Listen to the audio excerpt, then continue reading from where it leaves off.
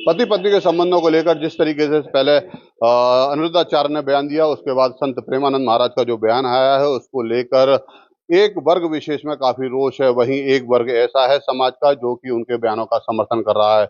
हमारे साथ कुछ लोग मौजूद हैं, उनसे हम बात करेंगे और जानेंगे कि आखिर संत प्रेमानंद और अनिरुद्धाचार्य के बयानों को लेकर उनका क्या मत है।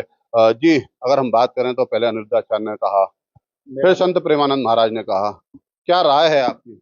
मेरी राय यह है कि साधु संत और सन्यासी जो भी लोग हैं, समाज के पथ प्रदर्शक हैं, उनको कोई भी बात सोच विचार करके जो समाज के हित में हो वो कहनी चाहिए। देखिए, अगर हम बात करें तो आपका क्या मत है? अगर उन्होंने किसी बात को कहा है, उन्होंने कहा है कि अगर महिलाएं आती हैं या पुरुष रहता है, उनके पूर्व में संबंध होते हैं, तो फिर पति पत्नी के संबंध कैसे निभाएंगे? आपकी क्या राय है? मेरी राय यह है कि सत्यम ब्रियात प्रियम ब्रियात। चलिए, तो देखिए, जो लोग हैं उनका कहना है कि साधु संतों को अपनी बात पर रहना चाहिए और इस तरीके के बयानों से बचना चाहिए। हमारे साथ कुछ लोग और हैं, उनसे हम बात कर लेते हैं। दोनों संतों के बयानों को आपने सुना, क्या कुछ कहना चाहेंगे? देखिए, संत समाज के प्रति समाज के सभी वर्गों का सम्मान होता है, धर्म जाति सबसे ऊपर उठकर माने गए हैं। निश्चित रूप से गरिमामयी बयान ही उनके मुंह से शोभा देते हैं और सुनने में भी प्रिय लगते हैं। और उन्होंने जो बयान के बारे में आप जो विवादास्पद बनाया जा रहा है, वो हो सकता है अन्य संतों को उनके बीच में कोई एक दूसरे को तूल देने की या नीचा दिखाने का कोई प्रयास भी हो सकता है। अक्सर होता है, विद्वानों के बीच में ऐसा हो जाता है। लेकिन उनके अपने कुछ ऐसे अनुभव और ज्ञान के आधार पर उन्होंने कोई बात कही होगी, समझने का फर्क है। सुप्रीम कोर्ट भी हमारे कभी कभी मानी जस्टिस लोग हैं, ऐसी बातें कहते हैं जो समाज में बड़ी अटपटी सी अप्रिय लगती है। सरकार में बैठे हुए बड़े उच्च पदों के लोग भी बयानबाजी देते हैं। हर व्यक्ति को अपने हिसाब से उन बयानों की परिभाषा अपने मन में बनानी चाहिए। वो सब समाज में लागू नहीं होती है। उन्होंने ऐसा नहीं कहा हर व्यक्ति ऐसा है। समाज में कुछ ऐसी भ्रांतियां कह लो या ऐसा परसेप्शन बन गया है लोगों के दिमाग में कि कुछ गलतियां बच्चों से हो जाती हैं, तो ये इसको भी नहीं नकारा जा सकता। लेकिन उसकी गणना कर देना, गणना थोड़ी गलत है। और इसको ये भी नहीं कह सकते ऐसा बिल्कुल नहीं होता है, और ये भी नहीं कह सकते ऐसा ही होता है। तो मैं तो श्रद्धेय परमानंद जी के प्रति अपनी आस्था भी रखता हूँ व्यक्तिगत रूप से। कभी उनसे मिलने का मुझे सौभाग्य नहीं मिला है। अनुराचार्य जी के प्रति भी मेरी भावना है, पर मेरी मंशा नहीं है कि मैं उनसे कभी मिलूं, क्योंकि मैं उनके बड़ी बेबाकी के लिए जानता हूं प्रेमानंद जी को। उन्होंने किसी पद से या किसी उच्च पद पर बैठे व्यक्ति के मिलने से प्रभावित नहीं होते हैं। तो किसी के प्रभाव में आए हुए ना बेबाकी से अगर कोई उन्होंने बयान दे दिया है तो वो स्वयं विचार करेंगे। उसका जो क्लैरिफिकेशन संशोधन भी वही रहे तो ज्यादा अच्छा है।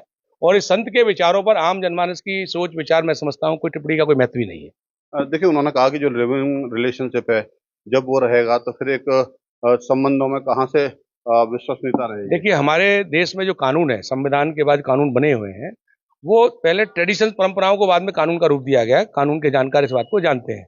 कई अभी कबीलों में भी, हमारे भारत में भी ऐसे कबीले में तमाम तरह की व्यवस्थाएं हैं जो हमारे को सुनने देखने में बड़ी अटपटी लगती है। तो उन्होंने पता नहीं किसके परिप्रेक्ष्य वही बात कही है। चीफ जस्टिस का भी, हमारे सुप्रीम कोर्ट का भी ऐसे निर्णय आए हैं कि पति पत्नी के बीच में अगर पत्नी किसी से संबंध बना ले या भूल चूक से एक आध बार गलती हो जाए, तलाक का आधार नहीं हो सकता। इसको क्या मानेंगे हम? क्या छूट मानेंगे लोगों को इस कार्य के लिए? नहीं। नैतिकता और कानून दोनों अलग चीज है। सामाजिक शिष्टाचार व्यवहार एक अलग चीज है। हर व्यक्ति की, हर परिवार की परिस्थिति, मानसिक सोच अलग हो सकती है। हर एक घर में चार लोग होते हैं, चारों की मानसिकता, सोच विचार, कार्य व्यवहार अलग होता है। तो हमारे प्रेमानंद जी ने किस परिप्रेक्ष्य में ये बात कही है, ये तो गंभीरता से उनके साथ सत्संग करके जानने के बाद उन्हीं के द्वारा उसका उसी पर कोई टिप्पणी ली जाए, की जाए या उनसे जाना जाए, ज्यादा अच्छा रहेगा। आम जनमानस से बहुत ऊपर का विचार है। तो देखिए, जो लोग बाग हैं उनका साफ कहना है कि इस तरीके से जो लोग बाग है, हर एक का अपना आकलन होता है। कोमर साहब, आपकी क्या राय है? महिलाओं में काफी आक्रोश देखने को मिल रहा है। देखिए, दोनों ही ब्रज की विभूति है, प्रेमानंद जी भी और अनिरुद्धाचार्य जी। मैं दोनों के ही दर्शन कर चुका हूँ। आध्यात्मिक रूप से जो भी वो लोग कहते हैं वो एक हमारे लिए एक आदर्श बन जाता है। लेकिन अभी बीच में आपने देखा होगा उनका विरोध भी हुआ था। तो ये परंपराएं हैं ब्रज की, और हमारी यहाँ की रचना ऐसी है कि समाज की रचना के आधार पर ही हम लोग अपने व्यक्तित्व का बयान करते हैं। चाहे वो भागवत के उदाहरण हो, चाहे रामायण के उदाहरण हो, जितने भी ग्रंथ हैं हमारे, इन लोगों ने भी उसी से ही सीखा है। तो कहीं ना कहीं परंपराओं का निर्वहन करने के लिए। लेकिन अब जो उन्होंने महिलाओं के ऊपर टिप्पणी की, वो एक नसीहत के रूप में की है। अब मुझे पता लगा है वो 4 साल बाद, 4 महीने बाद किसी ने सोशल मीडिया पे वायरल कर दिया, या किसी का वक्तव्य पहले का था वो बाद में हो गया। तो उसको शायद हो सकता है, जैसा कि मुझसे पूर्व वक्ताओं ने कहा, कि हो सकता है वो आपस की प्रतिस्पर्धा हो संतों की। वृंदावन भी एक मार्केट बन गया है। कुंवर साहब देखिए, बात वो नहीं है, विषय ये है कि जो उन्होंने कहा है कि आजकल चरित्र जो है उसको लेकर जो सवाल उठाए हैं, गिनतियों पर जो आ गया है, उसको लेकर आपका क्या मत है? इसके लिए मैं सबसे बड़ा मत और विरोध जो मानता हूँ, ये सोशल मीडिया का ये मोबाइल है। ये मोबाइल ने जितना, ये एनसाइक्लोपीडिया है, लेकिन हम लोग, मुरारी बापू ने, मैंने कथा में सुना, मुरारी बापू ने स्वयं कथा में भागवत यहाँ की थी जमुना पार, तो उन्होंने बीच में पता नहीं क्या उन्हें ध्यान आया, मैं भी था उसमें, दीनानाथ जी ने मुझे पास भेज दिया था, मैं गया था सुनने, तो वहां उन्होंने ये कहा कि क्या आप लोग ये मोबाइल हर वक्त देखते रहते हैं, हर वक्त मत देखिए, जरूरत की बात के लिए खोलिए, जरूरत पूरी होने पे बंद कर दीजिए, कोई चीज स्मरण में आ गई, याद आ गई तो मोबाइल से बात कर ली, हर वक्त आप ये मोबाइल मोबाइल मोबाइल। इसलिए अश्लीलता, ये बहुत साहित्य है, बहुत बड़ा ग्रंथ है, लेकिन हम लोग इसको अश्लीलता की तरफ देखते हैं।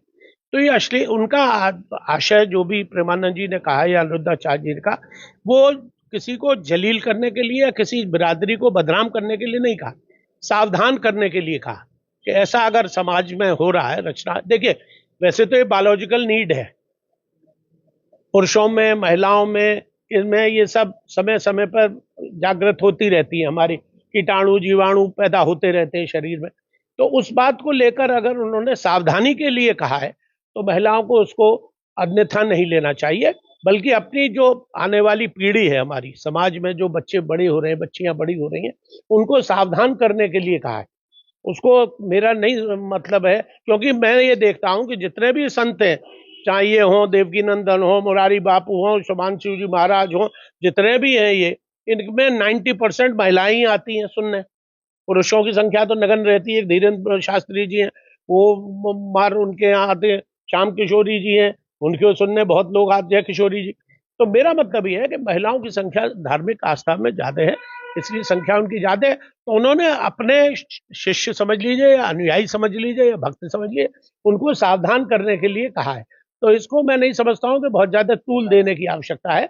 इसमें यह है कि बच्चों को, हम अपनी पीढ़ी को, मेरे भी बच्चे हो तो हम उन्हें सावधान रखें कि अपने वो लिविंग रिलेशन हो या फ्रेंडशिप हो या सोशल मीडिया पे, अब आप देखिए वो पाकिस्तान की लड़की हिंदुस्तान में आके, सोशल मीडिया की मेहरबानी है वो यहाँ आकर और रह रही है रघुपुरा जैसे गांव में है। तो ये मेरा मतलब ये है कि प्रेम तो बड़ा अंधा होता है, इसमें कोई किसी की वो नहीं है जोर, लेकिन फिर भी हम लोगों को। पर कुंवर साहब, प्रेम समय समय पर बदलता हुआ नजर आता है। 18 साल पे किसी और के साथ होता है, 20 पे किसी और के साथ होता है, 25 पे किसी और के साथ होता है।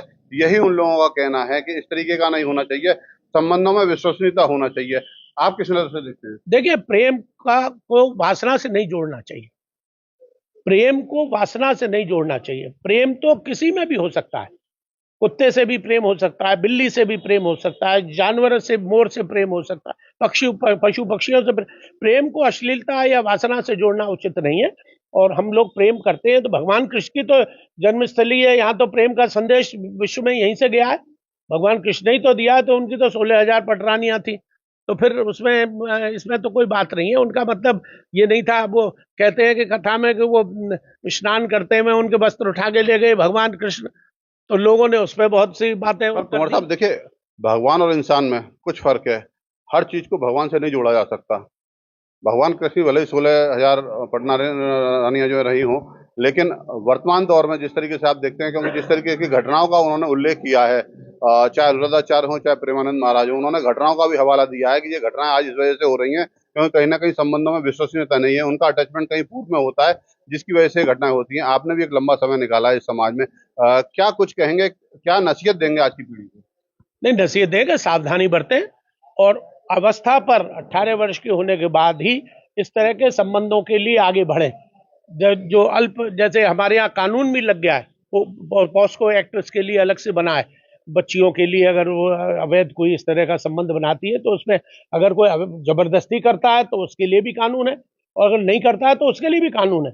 तो कानून से ऊपर तो ना आप है, ना मैं हूं, ना कोई है, लेकिन इसको ज्यादा तूल दे। उन्होंने क्षमा मांग ली है, और प्रेमानंद जी तो वृद्ध हैं, उन्होंने अपने भक्तों के लिए, शुभचिंतकों के लिए एक ताकीद दी है, एक उदाहरण प्रस्तुत किया है, जिससे हमें सावधान, हमारे माँ बापों को, हम लोगों को सावधान रहना चाहिए कि हम अपने बच्चों में आदतों में सुधार लाएं। देखिए, हमारे साथ कुछ और लोग हैं, उनसे हम बात कर लेते हैं। जी, संत प्रेमानंद महाराज ने, अनिरुद्धाचार्य ने बयान दिया है, बवाल हो रहा है, महिला में काफी आक्रोश देखने को मिल रहा है। आपकी क्या राय है जिस तरीके का उन्होंने वक्तव्य दिया? देखिए, मेरे विचार से संतों और जितने हमारे धार्मिक गुरु हैं, इनके ऊपर जनता का धार्मिक और श्रद्धे के स्वरूप में विश्वास रहता है।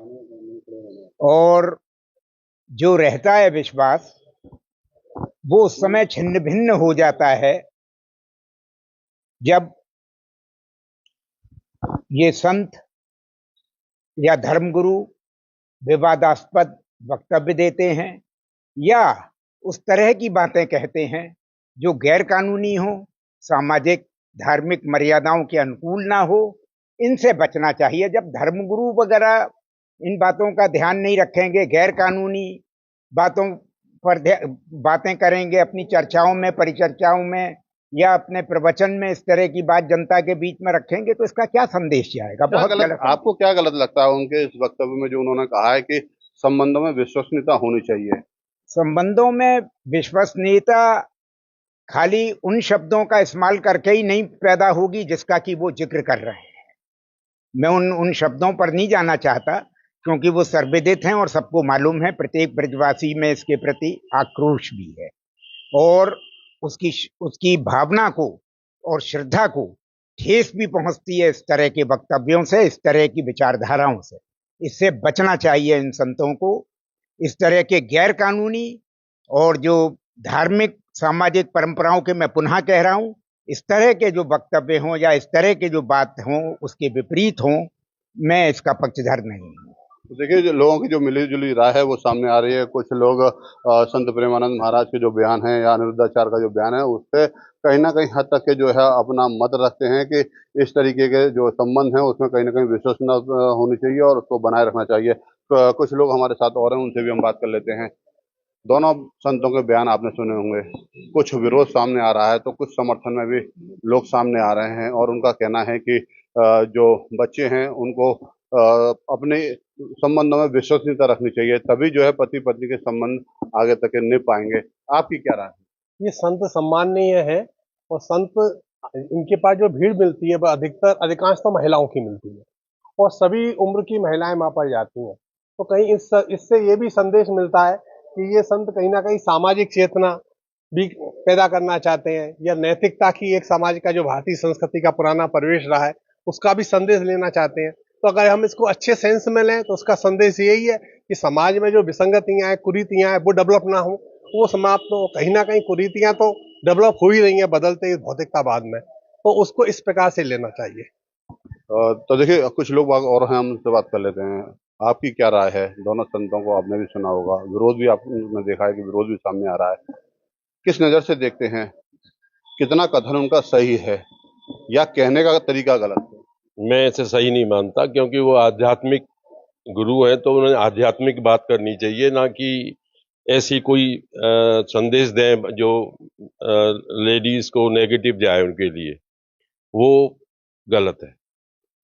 तो देखिए, जो मथुरा के लोग थे उनका साफ कहना है कि जिस तरीके से संत अनिरुद्धाचार्य और प्रेमानंद महाराज ने जो बयान दिया है उनको धर्म गुरुओं को इस तरीके से बचना चाहिए। लेकिन इतना तय है कि आज के दौर में जिस तरीके से पति पत्नी के संबंधों में कहीं ना कहीं विश्वसनीयता में कमी आ रही है, वो दोनों को देखना पड़ेगा। क्योंकि पति पत्नी के संबंध 7 जन्मों के हुआ करते थे, लेकिन अब एक ही जन्म में टूटते हुए नजर आ रहे हैं। नितिन गौतम, न्यूज़ 18, मथुरा।